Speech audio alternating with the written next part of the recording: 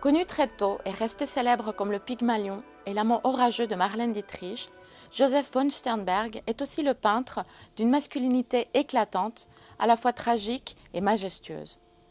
Pour son quatrième film, le premier qu'il dirige dans le confort d'une production Paramount, le réalisateur américain né à Vienne choisit de raconter une histoire ancrée dans le milieu de la pègre.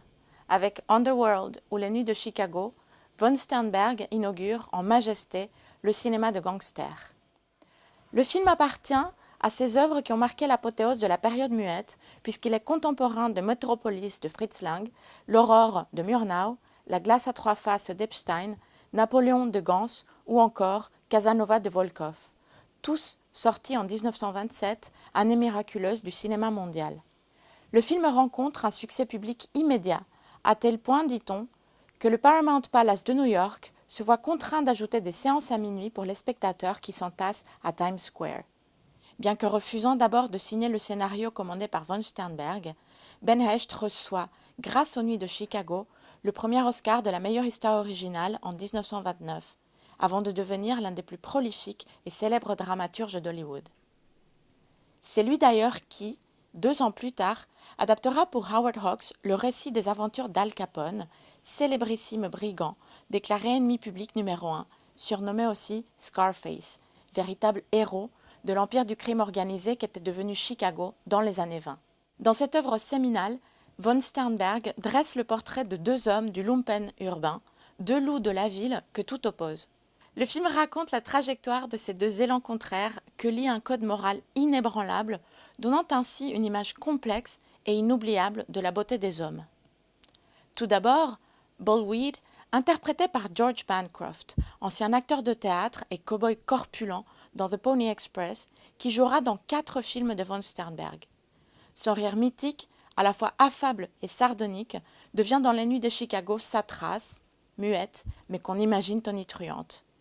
Von Sternberg en fera un vilain profondément aimable et émouvant, qui, cerné par la police, n'hésite pas à tremper ses doigts dans une bouteille de lait pour nourrir un chaton. Sa démarche bourrue, ses yeux clairs et enfantins ne cachent pas l'implacable volonté du roi de la pègre. Constamment à la lisière entre bonhomie, vulgarité et opulence, il est le maître des destins, notamment celui de la belle Feathers et de celui qu'il décide de sauver de la déchéance, Rolls-Royce. Au début du film, au plus profond de la nuit suggérée par la surimpression d'un immeuble et d'une horloge, un ivrogne erre dans la rue. Il est secoué par une détonation annonçant l'arrivée de Bullweed qui vient de braquer une banque à lui tout seul. « Voici Bullweed, clôturons un autre compte en banque », s'écrie le clochard. Soucieux de protéger son anonymat, Bullweed embarque l'ivrogne.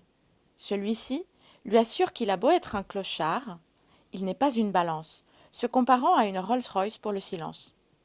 C'est ainsi, après 2 jeux de gros plans et des raccords regards, dont la lumière vaporeuse des intérieurs aux éclats expressionnistes, que naît l'amitié entre Bullweed et celui qu'on connaîtra désormais uniquement comme Rolls-Royce. C'est Clive Brook qui incarne l'ancien avocat déchu et alcoolique. Clive Brook, acteur britannique aux traits fins et réguliers, jouera par la suite le rôle du mélancolique Doc Harvey aux côtés de Marlène Dietrich dans Shanghai Express, du même von Sternberg, avant de devenir l'icône des Sherlock Holmes que la Paramount produit dans les années 30.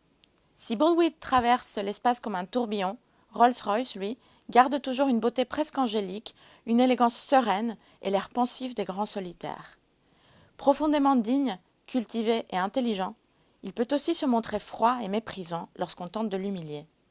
Ce sont son sourire malicieux, attentionné et sa délicatesse qui vont séduire la pétillante Feathers, nocturne beauté de la pègre convoitée par tous, notamment l'odieux Buck Mulligan. Mulligan est d'ailleurs le seul maillon faible de la masculinité de Chicago, lui qui n'a de courage que dans la colère. 2 séquences permettent de comprendre la force des liens entre Bullweed et Rolls-Royce que von Sternberg met en scène. D'une part, l'incident au Dreamland Café, entre de tous les gangsters de Chicago. Après que Mulligan a tenté d'humilier Rolls-Royce, Bullweed recommande à ce dernier de rester près de lui et l'assure de sa puissance. Rolls-Royce tente de le prévenir de la vanité de son assurance et sa figure aux yeux brillants, filmée en gros plan, se détache sur un fond noir, ce qui donne à ses paroles un aspect prophétique.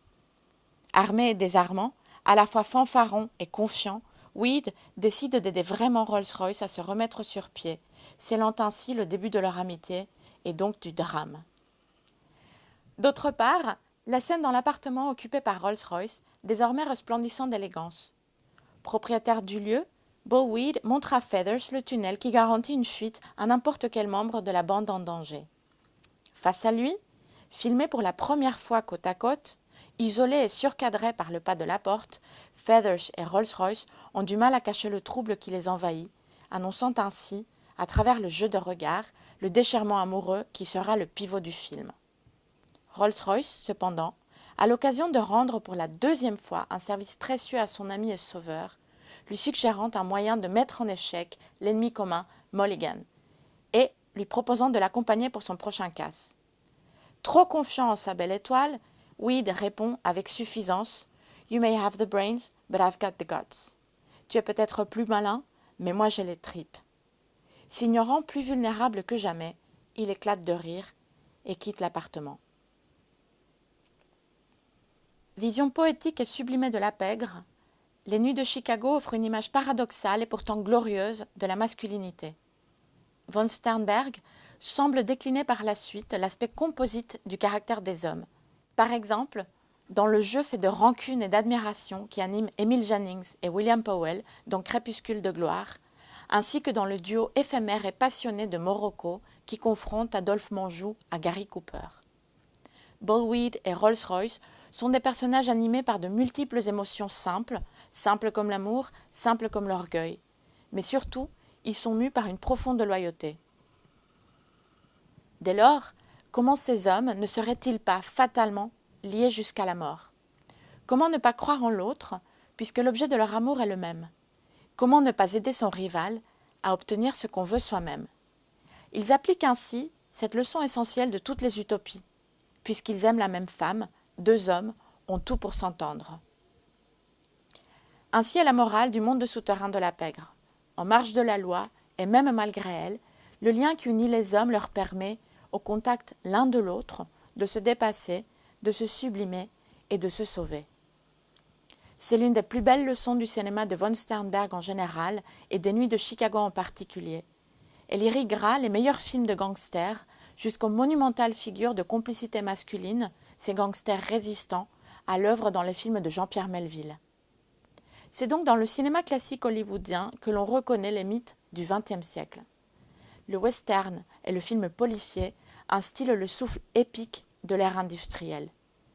Le cinéma de gangsters porte, quant à lui, le récit fondateur d'une Amérique émergente après la Première Guerre mondiale. La jeunesse de cette nouvelle puissance mondiale se trouve non seulement dans la conquête de l'Ouest et le tracé de ses frontières, mais dans la mutation de ses métropoles. La saga des années folles se confond avec la chronique de la prohibition et du crime organisé, dont l'épicentre est Chicago, une ville riche et cosmopolite, assiégée par les invasions barbares des Attila de l'âge moderne, les gangsters. Immense fan des Nuits de Chicago, qu'il plaçait aussi haut que les livres de Stevenson, l'écrivain argentin Jorge Luis Borges a déclaré que le cinéma prend en charge l'épopée, cette épopée que la littérature a progressivement délaissée.